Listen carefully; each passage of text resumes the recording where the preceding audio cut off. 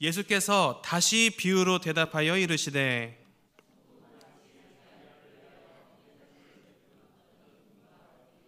그 종들을 보내어 그 청한 사람들을 혼인잔치에 오라 하였더니 오기를 싫어하거늘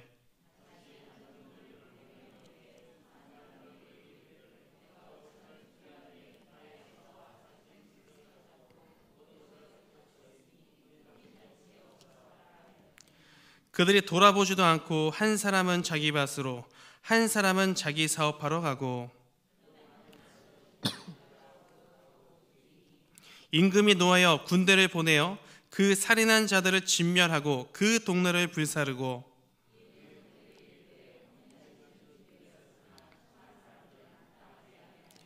매거리 길에 가서 사람을 만나는 대로 혼인잔치에 청하여 오라 한대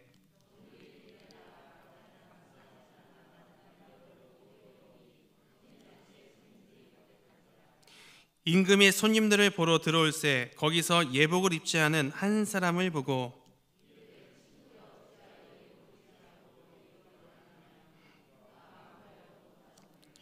임금이 사환들에게 말하되 그 손발을 묶어 바깥 어두운 데에 내던지라 거기서 슬피 울며 이를 갈게 되리라 하니라. 다 함께 합독합니다.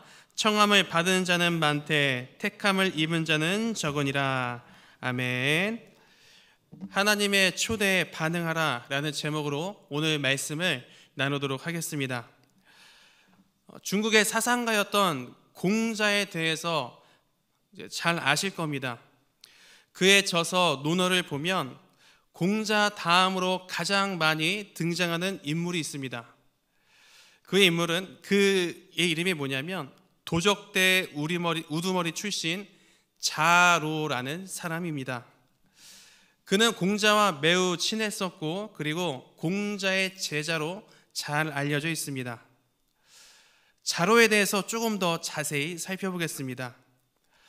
공자는 자로의 첫 모습에 대해서 이렇게 이야기를 했습니다. 자로는 수탉의 꼬리를 머리에 꽂고 산돼지 가죽으로 만든 주머니를 허리에 찼다. 그리고 공자를 때리려고까지 했다. 자로는 도적 출신으로 남들에게 피해를 끼치는 근본이 없는 인물이었습니다. 하지만 공자는 자로와 교제하면서 그에게 좋은 자질을 발견을 했는데요. 그것은 바로 그에게 있었던 용기였습니다. 공자는 그에게 있는 용기를 올바른 방향으로 쓰이게 하면 앞으로 큰 인물이 될 것이란 확신을 가지고 여러 가지 가르침을 주기 시작했습니다. 자로는 자신에게 잘해주는 그런 공자의 모습을 보면서 서서히 반응하기 시작했습니다. 그래서 자로는 점점 성장해져 갔고 공자는 그의 모습을 보며 칭찬을 아끼지 않았습니다. 공자는 나중에 성장한 자로에 대해서 이렇게 이야기했습니다. 재판할 때 한쪽의 말만 듣고도 판결을 내릴 수 있는 사람은 아마도 자로일 것이다. 또 그는 약속을 지키지 않는 일이 없다. 오늘날 자로에 대한 평가를 내린다면 신이, 용기, 끈기의 사람으로 표현할 수 있습니다. 그렇다면 한낱 도적대의 우두머리에 불과했었던 자로가 어떻게 논어에 기록될 정도로 존경받는 주인공이 되었을까요? 그것은 인생에서 좋은 스승, 공자의 초대에 올바르게 반응했기 때문입니다. 그렇다면 성도님들, 제가 질문 한 가지 드리겠습니다. 마음속으로 한번 대답해 보시기 바랍니다. 하나님의 초대에 올바르게 반응하고 계신가요? 오늘은 이 부분에 대해서 말씀을 나누려고 합니다. 본문은 왕의 혼인잔치 비유에 대해서 말씀하고 있습니다. 이 비유를 통해서 하나님께서 어떤 메시지를 주시는지 본문을 조금 더 자세히 살펴보겠습니다. 첫 번째입니다. 백성들이 왕의 초대를 거부한 이유는 무엇인가? 먼저 2절 말씀을 보도록 하겠습니다. 2절 제가 읽겠습니다. 천국은 마치 자기 아들을 위하여 혼인잔치를 베푼 어떤 임금과 같으니. 아멘. 어떤 한 나라의 왕이, 이 왕의 아들이 혼인을 하게 되었다고 말씀하고 있습니다. 아버지 입장에서 아들이 이제 장가를 가니까 얼마나 기뻤겠습니까? 아마 왕은 백성들에게 자신이 지금 가지고 있는 기쁨을 누리고 같이 나누고 싶었었던 모양이었습니다. 왜냐하면 3절에 언급하는 청함이라는 단어가 꼭 오세요라는 강조의 의미이기 때문입니다. 왕은 기쁨을 나누려고 종들을 보내서 자신이 다스리는 백성들을 초대했습니다. 그런데 3절 끝부분을 한번 보도록 하겠습니다. 여기서 초대받은 백성들의 마음을 볼 수가 있는데요. 뭐라고 말씀하고 있냐면 오기를 싫어하거늘 이라고 말씀하고 있습니다. 백성들은 왕의 간절한 초대에 불구하고 참석하기 싫은 마음이 있었던 겁니다. 그래서 이 사람들은 왕의 초대를 단칼에 거절합니다. 하지만 거절당한 왕의 다음 행동이 참 놀라운데요. 4절 첫 부분을 제가 읽어보겠습니다. 4절 첫 부분입니다. 다시 다른 종들을 보내며 이르되. 아멘. 왕이 어떻게 했죠? 다시 백성들을 초대합니다. 이 부분에서 왕의 성품을 발견할 수가 있는데요. 정말 그 사람은 인내심이 많은 왕이었습니다. 왕은 어떻게 해서든지 백성들을 초대하기 위해서 이제 구체적인 내용들을 이야기합니다. 뭐라고 이야기하냐면 내가 오찬을 준비했습니다. 나의 소와 살찐 짐승을 잡고 모든 것을 갖추었으니 제발 결혼식에 참석해 주시오. 평소에 맛볼 수 없는 음식과 모든 것들이 준비되어 있었던 잔치였습니다. 그럼에도 불구하고 백성들은 왕의 초대를 거절합니다. 그렇다면 백성들이 왜 2번이나 왕의 초대를 거절했을까요? 5절에서 답을 찾을 수 있습니다. 여러분 5절 말씀에 보면 이렇게 말씀하고 있습니다. 자기 밭으로 그리고 자기 사업을 하러 가고. 이 문장에서 중복되는 단어가 있습니다. 바로 자기라는 단어입니다. 무슨 이야기죠? 백성들은 왕의 초대보다 자신들의 시간이 더 중요했다라는 이야기입니다. 그런데 이 백성들의 죄가 이것으로 끝나지 않았습니다. 자기 볼일을 보러 간 사람들 다 외에 이제 남은 사람들이 왕이 보낸 그 사람들을 죽입니다. 얼마나 왕을 우습게 봤으면 이런 행동을 했을까요? 결국 왕은 분노했고 악한 백성들이 살고 있는 마을을 불사르고 진멸시켜 버렸습니다. 그러므로 백성들이 왕의 초대를 거절한 이유는 왕의 초대보다 자신의 시간이 더 중요했었기 때문입니다. 그렇다면 2번째입니다. 혼인잔치에서 왕이 분노한 이유는 무엇인가? 왕은 혼인잔치를 멈추지 않았습니다. 근데 사실 이 왕의 초대를 받아서 왕궁에 들어갈 수 있는 사람은 어떻게 보면 상위 계층만 가능했을 것 같습니다. 그런데 여러분 오늘 본문을 읽어보시면 이번에는 왕이 파격적으로 지나가는 사람 모두를 초대하라고 이야기합니다. 다시 이야기해서 초대의 범위가 이전에는 특정 사람이었다면 이번에는 전체로 확대로 되었다라는 이야기입니다. 그 결과 혼인잔치에 손님이 가득하게 되었습니다. 혼인잔치가 시작이 되었고 모든 것이 순조롭게 진행되는 것 같았습니다. 그런데 유독 한 사람이 왕의 눈에 띄었습니다. 여러분 다 함께 11절의 말씀을 읽어보겠습니다. 11절 시작.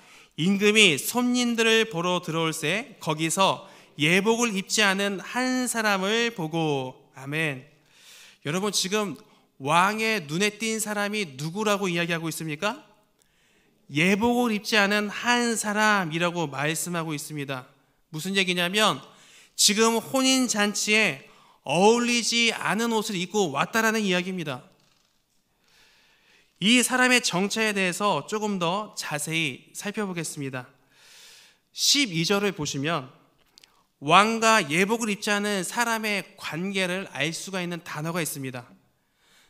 왕이 그 사람을 뭐라고 부르냐면 친구여라고 부릅니다. 친구라는 말은 굉장히 가까운 사이를 의미합니다. 따라서 예복을 입지 않은 사람은 왕과 굉장히 어떤 사이요? 굉장히 가까운 사이임에 틀림이 없다라는 거예요. 아마 왕은 예복을 입지 않은 그 이유에 대해서 매우 궁금했었던 모양입니다. 그래서 본문을 보시면 그에게 묻습니다. 자네 왜 이 예식장에 예복을 입지 않았는가? 이 모습에서도 왕의 인내심이 얼마나 대단한지 나타나고 있습니다. 만약 이 왕에게 인내심이 없었다면 묻지도 않고 바로 벌을 내렸을 것 같습니다.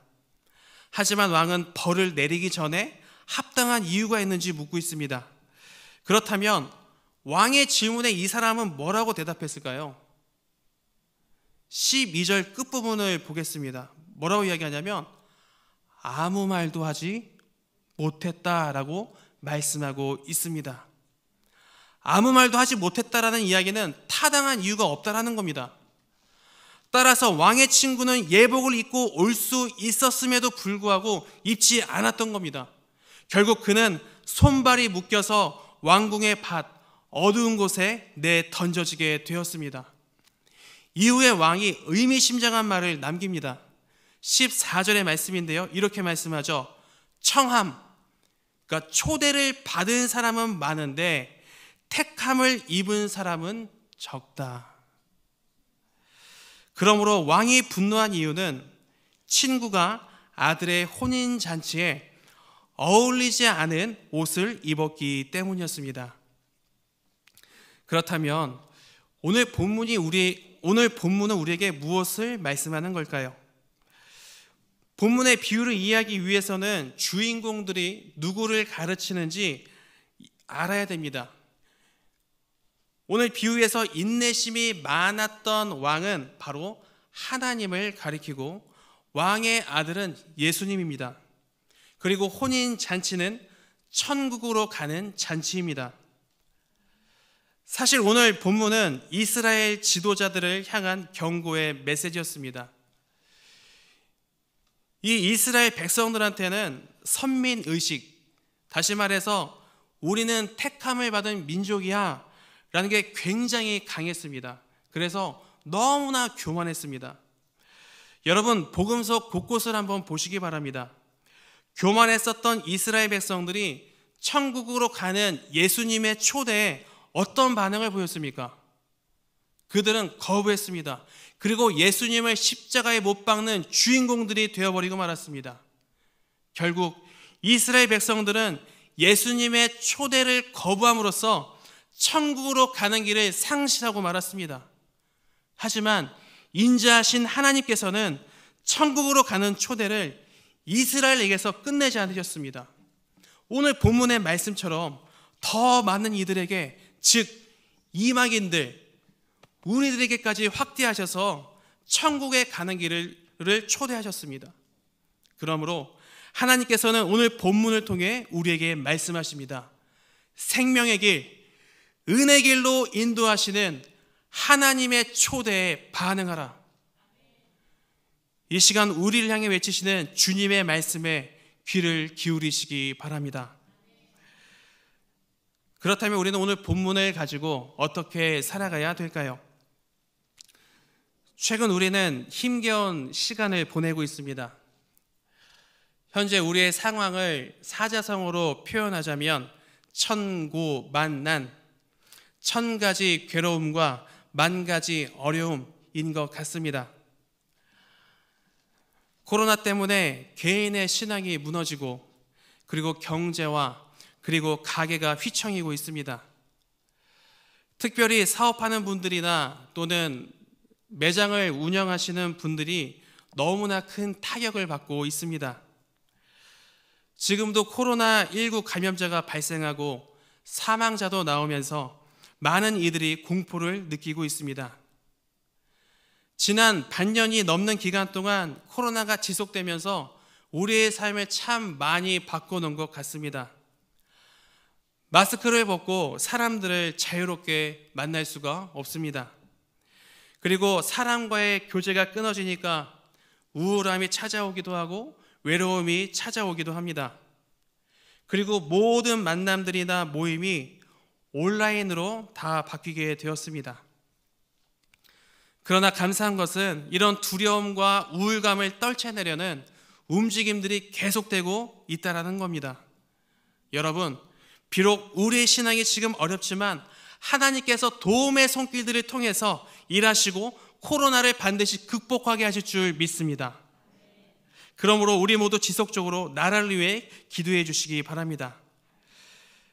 그렇다면 성도님들, 이번 코로나 사태를 경험하면서 어떤 생각들을 하고 계신가요? 아직도 우리 마음에 두려움이나 그리고 공포감이 있을 수도 있습니다. 그러나 예수 믿는 사람이라면 한 단계 더 뛰어넘어서 영적인 부분도 고민해 보아야 합니다. 여러분, 혹시 나는 어떤 영적 바이러스에 오염이 되어 있습니까? 예수를 믿지만 영적 바이러스에 오염된 사람이 적지 않습니다. 더 가슴 아픈 것은 코로나 바이러스는 두려워하지만 영적 바이러스는 별로 두려워하지 않는다라는 겁니다. 영과 육이 다 죽어가는데도 말입니다.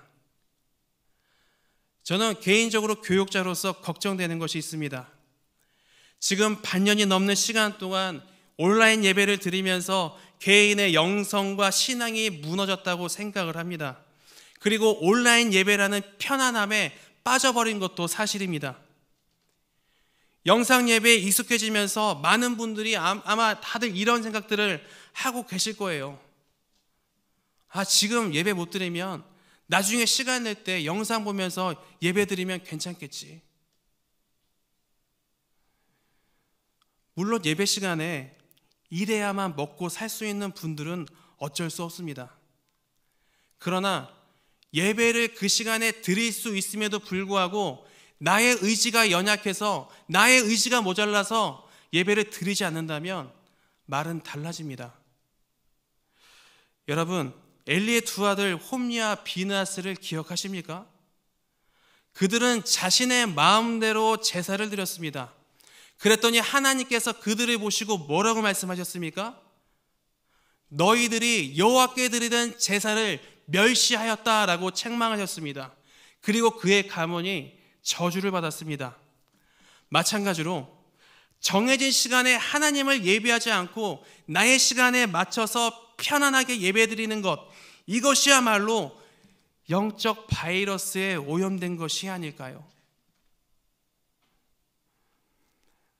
만약 계속 이런 상황이 지속된다면 우리 내면에 있는 구원의 감격이 사라지고 하나님과의 관계가 무너지게 될 것입니다. 그렇다면 어떻게 영적으로 회복할 수 있을까요? 이미 하나님께서는 우리를 회복시켜 주시기 위해서 은혜를 주시기 위해서 여러 가지 방법으로 은혜의 자리에 초대하고 계십니다. 이 자리가 누군가에게는 예배의 자리가 될 수도 있고요, 누군가에게 소그룹 자리가 될 수도 있고요, 누군가에게는 기도의 자리 또는 교제의 자리, 이런 여러 루트를 통하여서 하나님이 우리를 초대하고 계십니다. 그리고 이 순간에도 예배를 통해 은혜의 자리에 초대하고 계십니다. 하지만 우리의 신앙을 돌아보시기 바랍니다. 오늘 본문의 백성들처럼 자기 시간 때문에 하나님의 초대를 거절하고 있지는 않습니까? 예복을 입지 않았었던 친구처럼 정말 안일하게 신앙생활하고 계시진 않습니까? 온라인 예배의 편안함에 젖어서 이 은혜의 자리에 달려 나오는 것이 귀찮아지지는 않으셨습니까? 그동안 하나님과 만나는 시간을 소홀히 여기지 않았는지 여러분 치열하게 나의 신앙을 점검해 보시기 바랍니다. 여러분, 하나님의 초대를 무시하고 자기 시간만 누리는 사람은 영적 바이러스에 쉽게 오염이 됩니다. 그러나 하나님의 은혜를 지속적으로 누리는 사람은 그 영적 바이러스에 쉽게 걸리지 않습니다. 혹시 현장과 온라인으로 예배드리는 성도님들 가운데 하나님과의 관계가 무너진 분이 계십니까? 그렇다면 나의 시간만 고집하지 말고 은혜의 자리로 부르시는 하나님의 초대에 올바르게 반응하면 어떻겠습니까? 고된 우리의 삶과 신앙을 만지시고 주님께서 위로해 주실 줄 믿습니다. 예배가 무너진 자를 긍휼히 여기시며 다시 회복시켜 주실 줄 믿습니다. 그리고 구원의 감격을 다시 회복시켜 주실 줄 믿습니다. 특별히 11월 2일부터 6일까지 목자 특별 새벽 기도회가 있습니다. 그리고 이어서 11월 9일부터 29일까지 다니엘 세일의 특별 새벽 기도회가 진행됩니다. 하나님께서 무너진 우리의 신앙과 그리고 예배를 회복시켜 주시기 위해서 지금 은혜의 자리에 초대하기 위해서 준비하고 계십니다. 이번 특세를 통해 그 주님의 초대에 합당하게 반응하시고 하나님께서 부어주실 그 은혜를 붙잡는 여러분들이 되시기를 간절히 소망합니다. 그러므로 하나님의 초대에 반응함으로써 생명의 길과 은혜의 길로 걸어가시는 동관교회 성도님들이 다 되시기를 주님의 이름으로 간절히 소망합니다.